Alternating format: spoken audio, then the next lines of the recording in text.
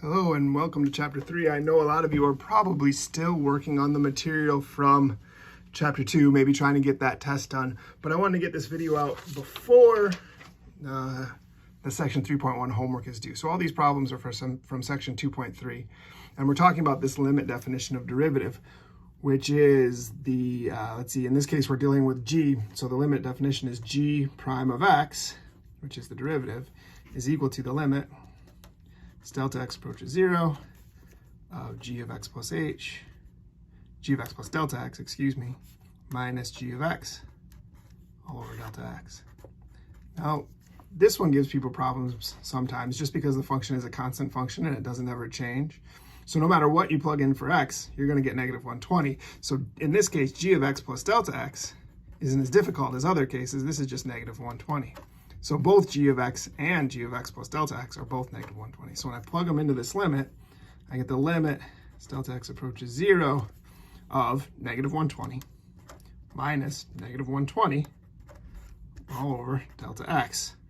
Okay, so in the numerator, you've got negative 120 plus 120, which just gives you 0. Now, I don't want you to be confused about evaluating this limit at this point. We are not plugging 0 into the denominator. Remember, that's algebra. That's not what we do in calculus. But even before we do that, even though we're not doing that, the numerator is 0. And delta x is definitely not equal to 0, right? Delta x is approaching 0. So no matter what number you plug in there, no matter what non-zero number you plug in here, this will still be equal to 0. So our answer to this limit is 0. And this sort of makes sense. And the reason it makes sense is because this constant function, any function y equals some constant, right? It's going to be a horizontal line. And horizontal lines all have a slope that's equal to 0. Remember, the derivative represents your slope. So the slope of this function is always 0, so it makes sense that that derivative is equal to 0. Okay, another one that people struggle with in this section is number 7. And it's just because the algebra can get a little complicated. So we're going to do the same thing. Of course, we're using f instead of g, but f prime of x is equal to the limit as delta x approaches 0 of f of x plus delta x minus f of x all over delta x. Now, again, what we're going to do here is just substitute for f of x plus delta x, just substitute x plus delta x into the function, right? So what I have then is the limit as delta x approaches 0 of 8 over x plus delta x quantity squared minus the original function f of x, which is 8 over x squared, all over delta x. And what we have here, they call a complex fraction. And we have a fraction inside another fraction. They call that a complex fraction. So the easiest way to clear a complex fraction like that, in other words, to clear the fractions within the fractions, is to multiply by those smaller, quote unquote, smaller fractions. So I'm going to multiply by the denominator of those two smaller fractions, x squared times x plus delta x, quantity squared, over the same thing. If I do it in the numerator, I'm going to multiply it by the denominator so we don't change the function, right? I'm really multiplying by 1. So notice that when you multiply these through, the denominators will cancel out. So I've got this limit as delta x approaches 0 of, when I multiply this by this fraction, the x plus delta x squareds cancel out. So I'll get 8x squared.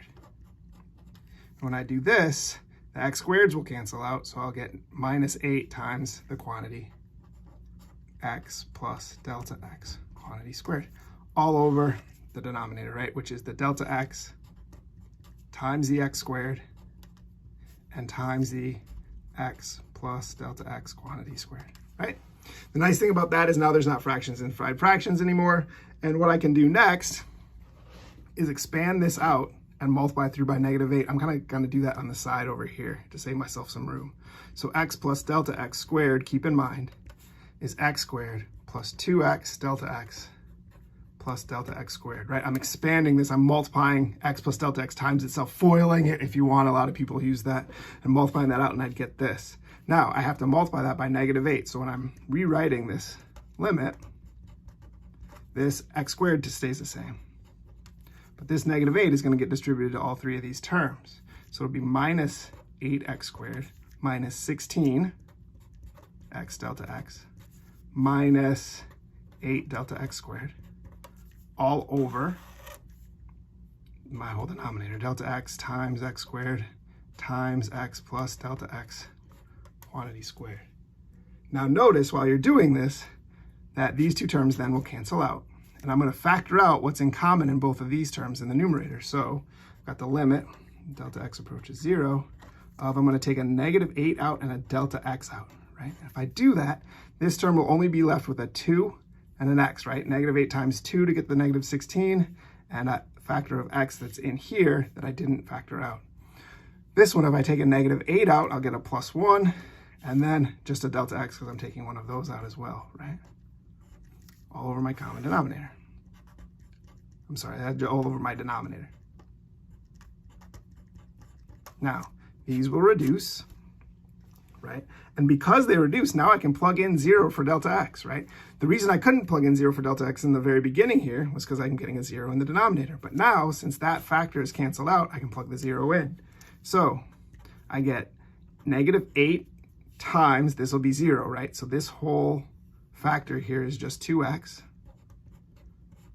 all over.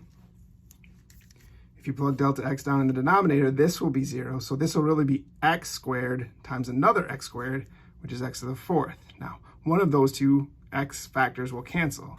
So doing negative 8 times 2, I get negative 16 over x to the 3rd, which is the denominator, right? I'm sorry, this is the derivative of the original function, okay? Long process, a lot of algebra involved there. There's a little bit of calculus, just doing the limit, but the algebra is very involved. I wanted to just do one more. I'm not gonna, this one more function. So let's do f prime of x, same thing. Limit, as delta x approaches 0, of f of x plus delta x minus f of x all over delta x. I'm actually not going to go through the process for you. I've outlined that process a couple of times, and I'm just going to kind of do a shortcut and show you what the answer should be. So you should go through all those steps of finding the derivative with the limit definition, but in the end, what you'll get is that this derivative is equal to 3x squared. That part's not new about this question. I don't think it's what people get wrong. There's a lot of algebra, just like the previous example. There's a lot of algebra in getting there and evaluating that limit, but I think you guys can do that part. Now, the different thing about this question is it says, find an equation of the tangent line to this graph of f of x that is parallel to the given line. So we want to be parallel to this line. Keep in mind, parallel lines have the same slope. So if I solve this equation here, this equation of a line for y, because I want to put it in slope-intercept form, right? 12x and the 2 will be negative on the other side of the equation, then multiply everything by -1, isolating y, and I get this. So the slope of this line is equal to 12, right? So slope of that line is equal to 12, and I'm supposed to find the equations of the tangent lines that are parallel to this line. So if they're going to be parallel, the slope of my line has to be 12 as well. Now here's the key. Remember, the derivative is the slope function. In other words, usually if you put in an x value, you'd get out the slope. Well, what we want to do now is sort of the reverse, right? We want to find where these tangent lines happen. So we're going to set the derivative equal to the slope to find out the x values that will give us tangent lines that are parallel to this line, okay? So these are going to be equal, the slope equal to the derivative. That sort of makes sense. The slope represents a derivative. I'm sorry, the derivative represents a slope. So setting the two equal to each other isn't too outside the box. So setting 3x squared equal to 12, I get that x squared is equal to 4, and keep in mind that gives you two answers, a positive 2 and a negative 2, right? So I've got two places where this is going to happen. Well, now I know where they happen. I know the locations, right? And I have the slope, so I should be able to find the equation of the line. Just keep in mind, we need two y values here that are related to both of these x values from the original function. So we have x values, we need y values. So I'm going to say, okay, what's f of 2? Well, f of 2 in this case is 2 cubed, which is 8. So I know the point 2, 8 is on this function, and it's also, at that point, the tangent line will have a slope of 12. So given that, I'm not going to walk through that algebra with you, but given that, you could say, you could use point slope or anything. You could use slope intercept also if you wanted to, but we've got y minus 8 equals 12 times x minus 2, right? Using point slope form, got my y value and my x value here and here, and I've got my slope. So that's the equation of one of the tangent lines.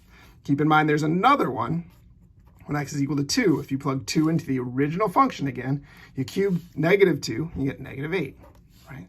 So this one, the point will be -2 and -8, which means that the other equation of the tangent line will be y plus 8 equals 12 times x plus 2, right? Using point slope form, right?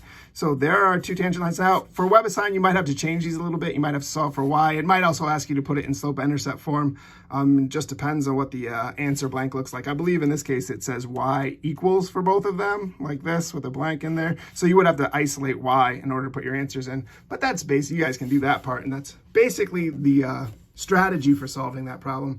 I hope these 3 problems helped you out. I know this is a little bit longer video, but I wanted to give you more help this time than I have before. Good luck.